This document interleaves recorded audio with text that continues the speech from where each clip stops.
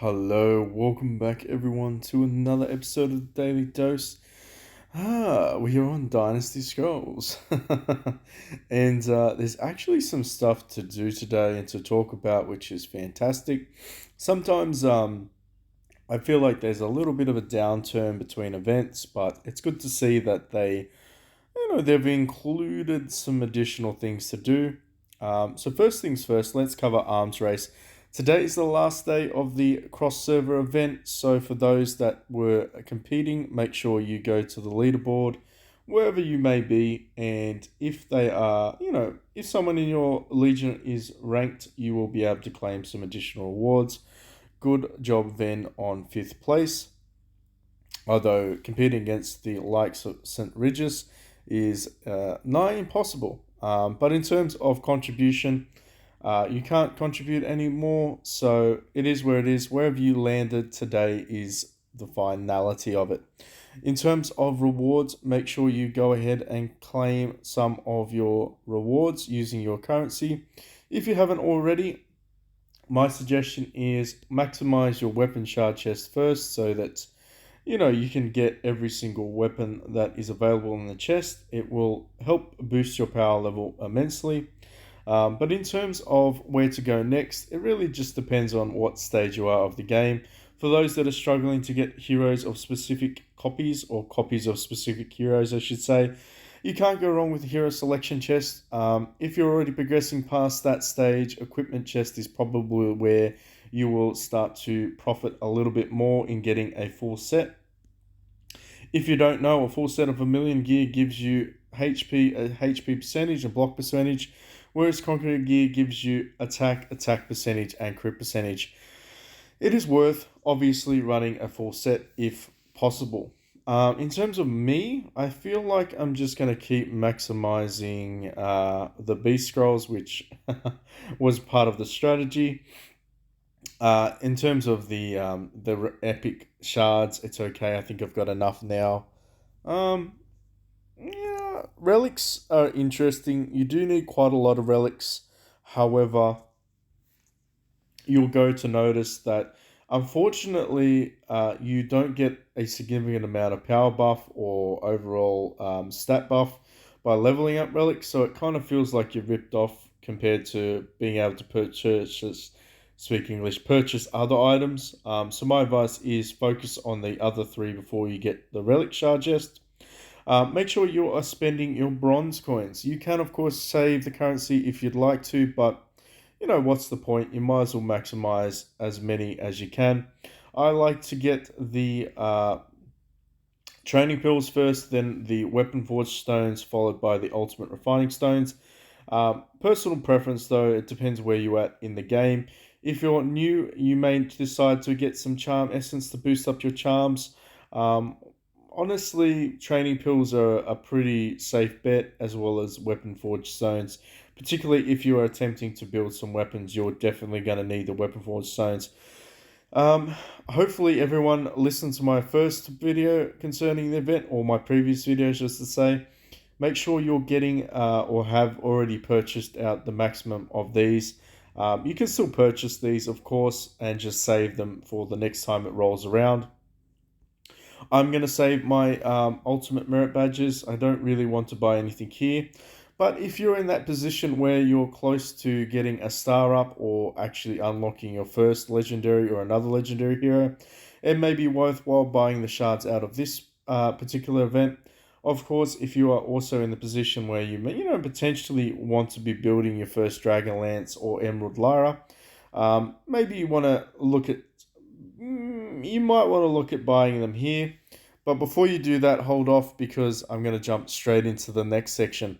Our little dude has finally reappeared. We've missed him for so very long. Sometimes he's here, sometimes he's not.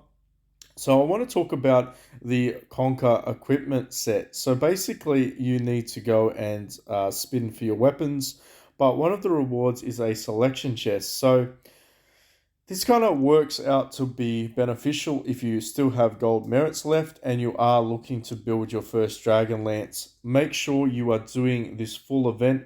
You will get 15 additional shards of your Dragonlance, which, that could be that could be everything you need if you use your gold merit to get that unlocked.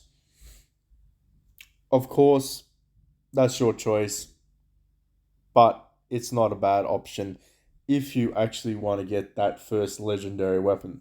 So I will be spinning for this at some point during the video. We also, of course, have the next event, which is the transformation event. Make sure you're claiming your free daily orb. If you're a spender, I would recommend do not spend. Do not spend. I repeat, do not spend today because Big Mumma Q's getting married. That's a joke. Big Mumma Q's probably not getting married. But the Valentine's event is dropping on the 10th of February, so that will either be tomorrow or the day after, depending on which part of the world you are living in, on reset. So I would anticipate that there's going to be some sale options. And so if you are a spender, I would recommend not purchasing any of the additional packs here. Wait for the God's blessings, wait for the Big Mumma Q event to arrive, save your money. You will get more bang for your buck from God's blessing every single time. I don't think there's ever been an exception where God's blessing hasn't been better in terms of value. So wait for that. The event will, of course, arrive. It is not worth spending money on that shop event. Trust me, you'll thank me later. A lot of people always comment that God's blessing is the best value. Now, in terms of the transformation event, for those that have not seen this before, it is essentially an opportunity to collect paper charms. Paper charms can be exchanged for avatars. But before we get into that, let's have a look and see how we can obtain these transformation orbs. Every day you're going to get 5 for free. Then you're going to get an additional 1, an additional 2, and then another additional 2 as you complete your daily tasks. Also, you will get some if you do the VIP recharge. And if you are, a bit of a baller and you got some gold, you can buy 50 more. It's going to cost you 15k though. It's going to cost you 15k. Is it worth the investment? Let's have a look and see. So the reality is you're probably going to be able to do a couple of spins a day, like 10 bombs a day, just because you can get 8 a day for free. Plus, if you are a light spender, you can buy the 3 extras. But this is where it gets a little bit sketchy. Okay, so you need a paper charm. So you can exchange the normal white paper charms, but you need 160 of them to get a paper charm. And we'll cover the drop rates in a second. But in order to get like a legendary avatar, you're going to need 5 paper charms. So unless you get hella lucky, which it's possible, I did get a paper charm last time. I don't know if it's worth spending gold. There's only a small fraction of a chance of actually getting the paper charm, like the red paper charm. And like I said before, you're going to need 5 of them, right? So each draw costs 1 transformation. Each draw guarantees a paper charm shard, which is the white one, a gold with possibility of 666 gold, or paper charms. Paper charm shards and paper charms can be exchanged by the rare transformation charm shop, which we just basically looked at. But let's get into the nitty gritty. Probability. Pick once to possibly gain the paper charm, the gold or paper charm shards. Each 20 times guarantees at least 12 paper charm shards, the white ones. Picking 280 times guarantees 160 paper shard charms, which can be exchanged for 1 paper charm. There isn't a drop rate, guys. Whenever there's not a drop rate, I get concerned. I assume it's going to be 0.018%. However, because it is not technically a legendary drop, it could potentially be higher to maybe a 1% drop chance to get this. It doesn't tell you what it actually is. Again, there's no drop rate percentages. But I assume to hit the jackpots, it's about a 1% chance, maybe as low as a 0.18% chance, which is indicative of the other legendary drop chances in other events, such as the Annihilation Gold Axe. What other ones? Limited Hero event, the Mice event, which is the Billionaire event. I think I'm pretty spot on when it comes to probability these days. Unfortunately, it's a gift, but yeah, I don't know. It's sketchy. If we have a look to see how many people actually got a paper charm so far, we have one, two, and three, and we've got one, two, three, four, four gold jackpots and four paper charms. So that's not bad. That's not bad.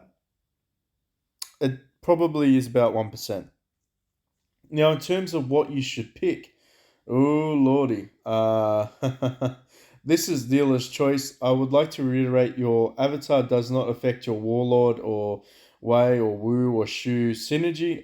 It doesn't affect it at all. So you can actually pick any avatar that you please, and it has no forbearance on the outcome of your team formation. It does, however, have an impact on what your avatar will do. So if you're struggling in DPS or CC, it may be worthwhile you investing in a legendary avatar that helps you out in that area.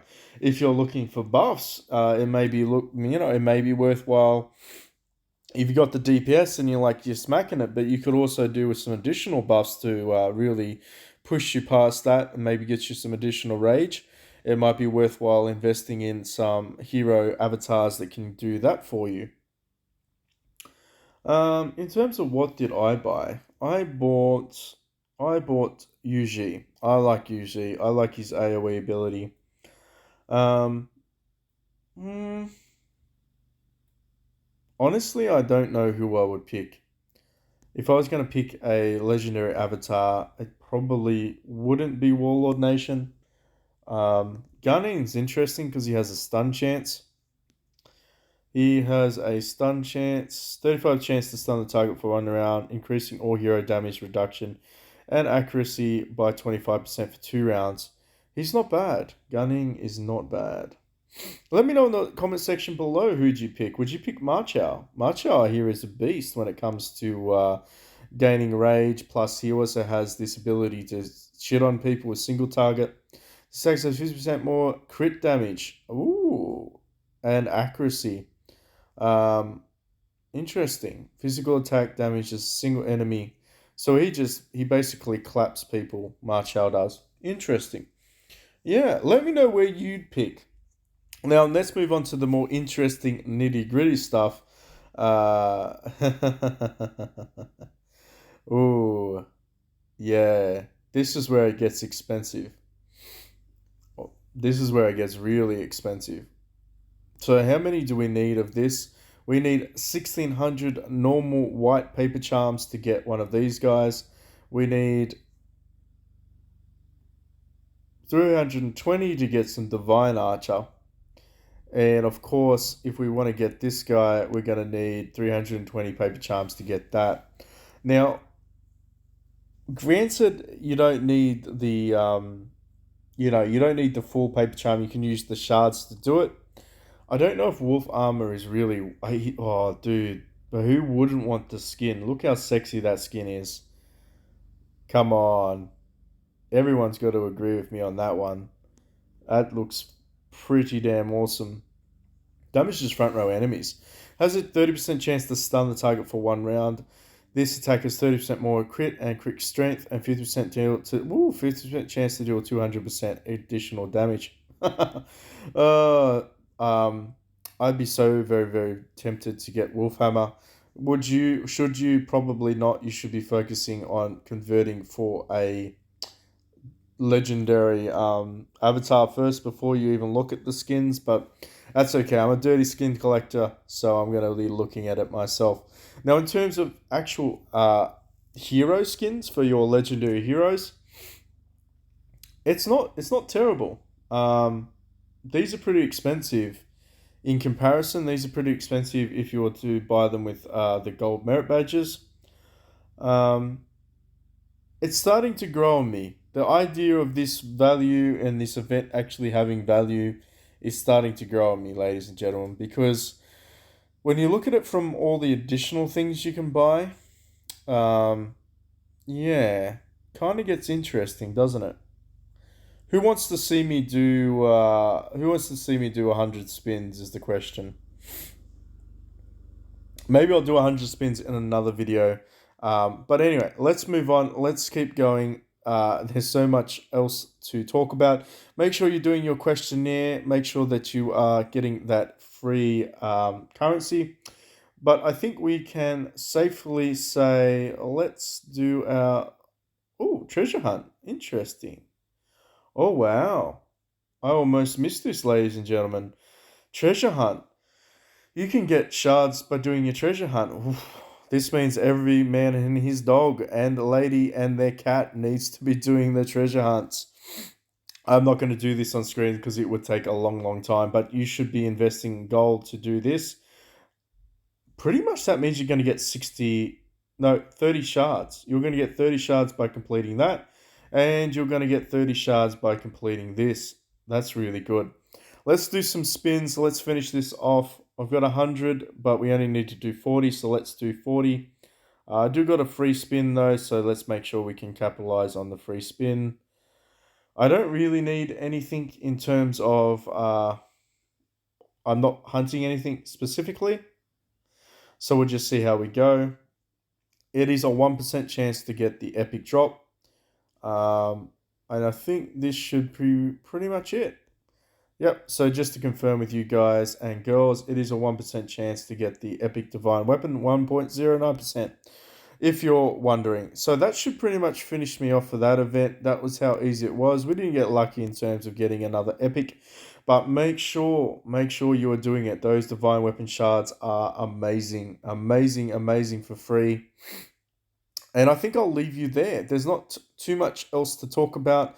Let me know in the comment section below if you'd like to see me drop as many of these on the transformation event. I will sacrifice 15,000 gold ignites if that is what you choose. The power is in your hands. Anyway, I will definitely be catching you for the Valentine's event. So if you haven't already, please subscribe, like, and share, and I will see you in the next one. Thanks.